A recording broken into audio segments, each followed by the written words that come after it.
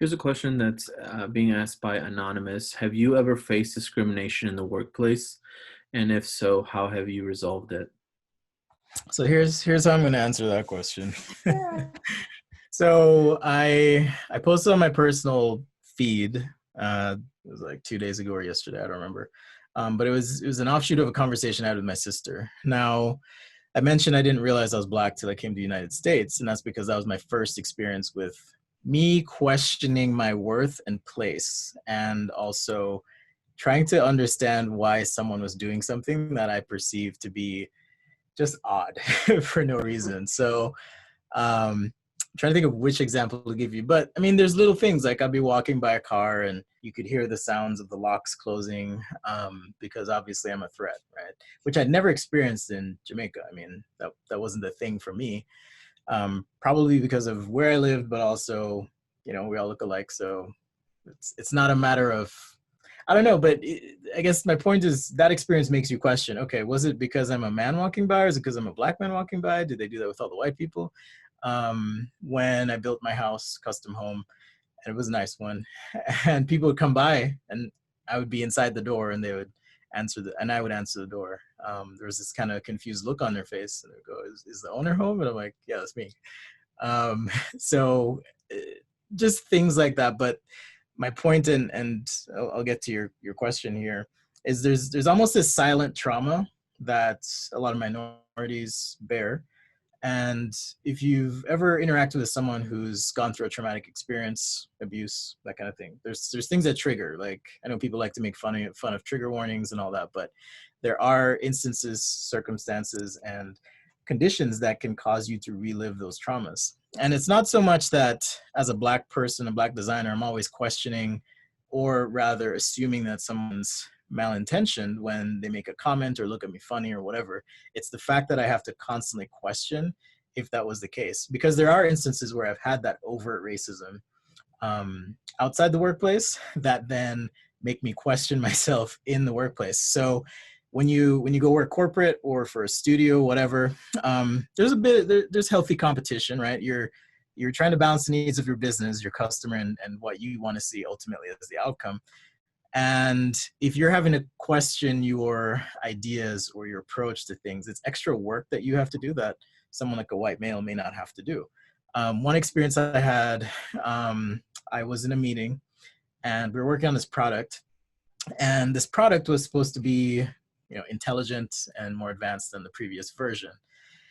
And so I had this idea. I was like, hey, wouldn't it be cool if the product, responded to the presence of a physical person or a human based on proximity so that it conveyed some level of intelligence. And in that meeting, I was dressed down and told the idea was stupid and why would I ever do that? And it was just like immediate. And I was like, whoa, this is weird.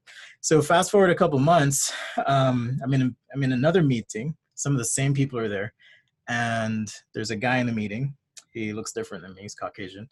And he pitches the exact same idea, right? So I'm sitting there, I'm just waiting to see what happens because I remember, that was my trauma, I remember. And I'm sitting there and everyone's just like, oh, that's so great, that's fantastic, let's do it. How quickly can we get the engineers to do this? Hey, can you commit to having this done in 4 months or whatever? I'm like, what is going on? Like, this is exactly the same thing. Now, the struggle, the part is, or the hard part rather, is I don't know, and I don't know if I'll ever know, if that had to do with the fact that I'm Black. Either in an overt or covert way.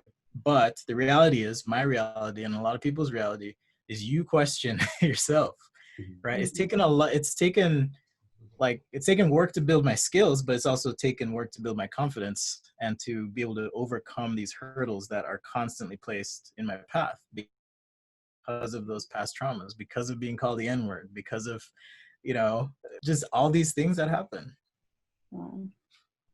I'm triggered right now. I'm sorry. Have you had a similar experience, Jasmine? Yeah, I mean, that's why I was saying at Under Armour, I started off as a sports bra designer and I ended up moving to the run team. It wasn't because I just decided one day I wanted to make run apparel. It was because I wasn't able to fully realize myself as a designer and learn from my design manager because of whatever I was dealing with every day. Looking back on it now, yes, I feel like it's discrimination. It was unconscious bias, maybe even intentional bias. And what I did was I went to HR a lot, like obviously at first questioning myself, like, what can I do to make her confident in me? What can I do to make her, feel like I'm on the same level as her? What can I do to help her to listen to me, or help her feel like I'm listening to her? It was just like lots of talks with HR about how can I be better, because at the first time it was like my first corporate job. Like I worked with startups as an intern and obviously done other work before, but it was like, I guess everyone kept labeling it, oh, it's your first corporate job. It's going to take time to get used to everything, working with other people, having the right verbiage in your emails, just, getting used to the whole process and the whole work environment. So it always felt like the onus was on me to be better, and not that there was anything that maybe my manager was doing wrong, or that either she could adjust to me in any way. It was always I had to adjust to her. And it got to the point where it was just, I don't know, it got to the point where there was just patterns I could see. And that's when I started to feel like this is not my fault. Like I would be excited about something and take initiative and like show her some work or some sketches. And like, she would assume I had an attitude if I was talking like, with too much energy.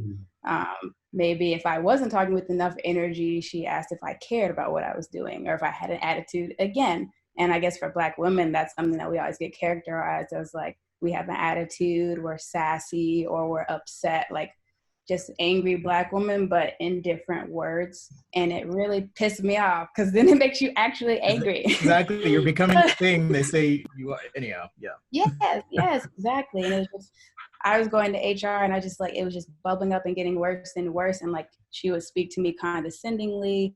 She like, there was just, it was intolerable for me, because I would do work. I would do all my work on time. If I had a mistake, next thing you know, you're not hitting your deadlines. She elevated to her boss something. If I ever had an idea, I'd have to mention it in front of her boss, because I knew her boss, like, was cool with me, was an ally to me, whatever the word would be. And she'd be like, oh yeah, insert manager name, you should, send this idea to our product partner or to our innovation partner, say this or say that. Next thing you know, nothing after that.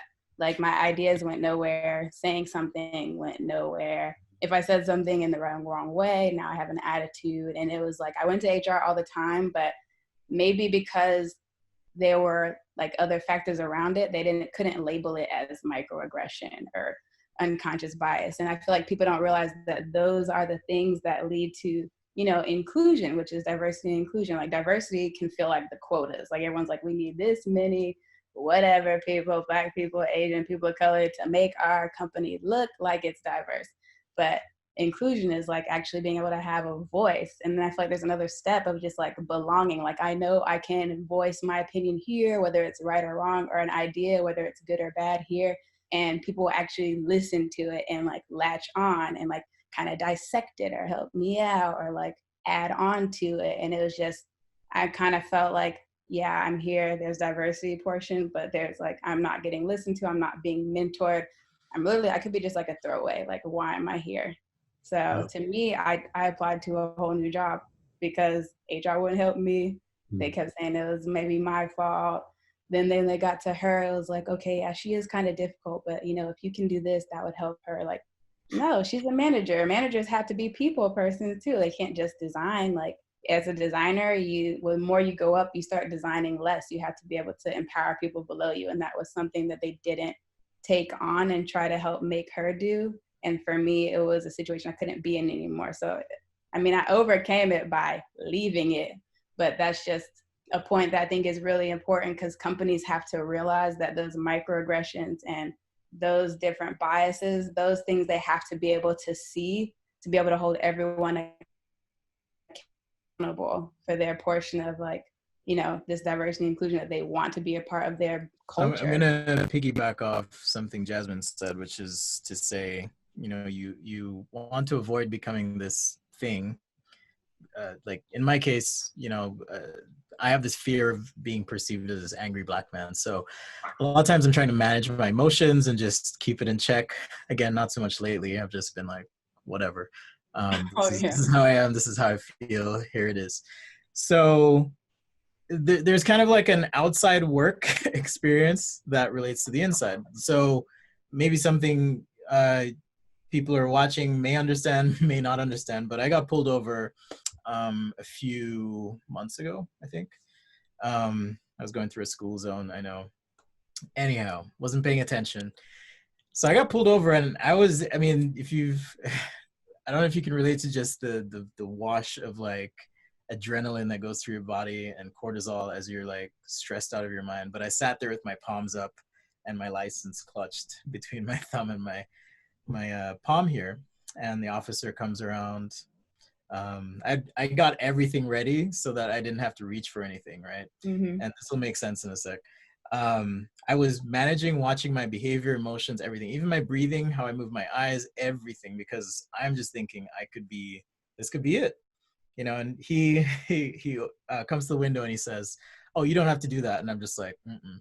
So my point in telling you this is, in the real world, I have to manage my body. I have to watch how I place my hands, how I speak. Am I too close to someone? Because we saw with, I think her name's Amanda Cooper, right? The woman in New York, who weaponized her privilege against this man who was making a complaint. That's like a nightmare scenario for me. So how that translates to work and other things is, and again, I was having this conversation with my sister, and I'll pass this to Kevin because maybe you can relate to some of these experiences, but this idea that I'm constantly having to read the room. I'm constantly having to check everyone to make sure that I am not becoming those things that they think I am. I'm not a beast. I'm not, you know, this angry man who's going to hurt them. I'm not trying to steal something. I'm actually going to do good work, right? I'm charging a fair price. Pricing is another thing we can talk about in design, you know, something that I've observed over the years and struggled with at times. You know, am I charging too much, or maybe they don't value me because they're not willing to pay? I've had people skip out on payments after they discover who I am. So there's just things like that I've had to deal with. So I'll pass it to Kevin. No, now I'm triggered. Triggering everyone today. No, these stories absolutely resonate. And I like the articulation around overt outside, covert inside the workplace. And I was in situations where, there might have been a leadership change or a shift in momentum around a given initiative, and maybe I was put in charge to drive something. But I was shrouded in an environment, a cloud of subjectivity where certain parties you would literally undercut. Like you could hear someone would let the Freudian slip of a conversation that happened away from me that I wasn't a part of, where unfair feedback was shared. Or it might be another situation where you're navigating, the interview process, and people aren't really honest with their constructive critique, or very clear on what the success criteria is. So you're literally playing a guessing game. And when you do get the logic is actually irrational, where it's like, oh, the things you did weren't from this place, so that doesn't really matter. I'm like, well, actually worked on reactors, nuclear reactors, kind of difficult. Oh, well, this is harder. Like, okay, now you're being irrational and you're discounting like volumes of work experience, professional training, the mentorship and professionalism that I was able to achieve through certain chapters, the way you're coming about it. Like we can have tactical, concrete feedback on like what success criteria is and how you build those capabilities. And I'm all about doing that. And in many cases had to work for free as a second or tertiary, sort of side hustle to show and prove and show evidence. Like your feedback is irrational against the evidence. And so it just got to a point where over time I had to make a personal commitment to say, you know what, it's either going to be with you or without you, because I'm still going to do what's necessary.